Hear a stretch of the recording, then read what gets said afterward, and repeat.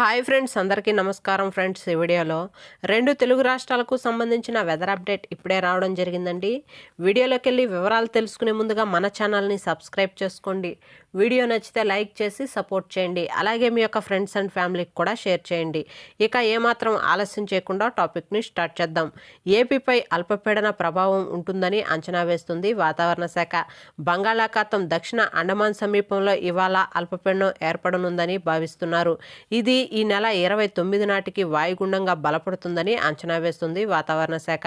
ఈ ప్రభావంతో కోస్తా రాయలసీమ ప్రాంతాల్లో 5 రోజుల పాటు వర్షాలు కురుస్తాయని అంటుంది. బంగాళాఖాతంలో ఉపరితల ఆవర్తన ప్రభావంతో అక్కడక్కడ వర్షాలు కొనసాగుతున్నాయి.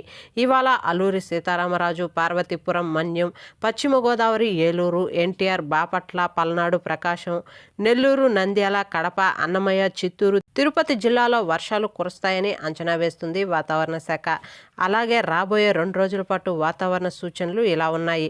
ఉత్తర కోస్తా, యానాంలో ఇవాళ రేపు తేలికపాటి వర్షాలు కురుస్తాయని, కొన్ని జిల్లాల్లో మోస్తారు వర్షాలు పడే అవకాశం ఉందని, దక్షిణ కోస్తాలో ఇవాళ రేపు తేలికపాటి నుండి ఓ మోస్తారు వర్షాలు కురుస్తాయని అంచనా వేస్తుంది. రాయలసీమ జిల్లాల్లో ఇవాళ రేపు తేలికపాటి నుండి ఓ మోస్తారు వర్షాలు, కొన్ని జిల్లాల్లో భారీ వర్షాలు కురిసే అవకాశం ఉందని వాతావరణ శాఖ తెలిపింది. అలాగే తెలంగాణకు సంబంధించి కనుక చూసుకున్నట్లయితే బంగాళాఖాతంలో ఏర్పడనున్న అల్పపీడన ప్రభావంతో రాష్ట్రంలో పలు జిల్లాల్లో 4-5 రోజుల పాటు భారీ వర్షాలు కురిసే అవకాశం ఉందని వాతావరణ శాఖ వెల్లడించింది.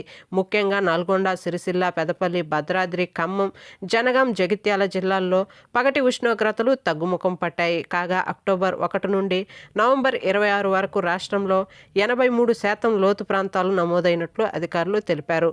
ఓకే ఫ్రెండ్స్, చూసారు కదా రెండు తెలుగు రాష్ట్రాలకు సంబంధించిన వెదర్ అప్డేట్. వీడియో నచ్చితే లైక్ చేయండి, మన ఛానల్ని సబ్స్క్రైబ్ చేసుకోండి. Thank you.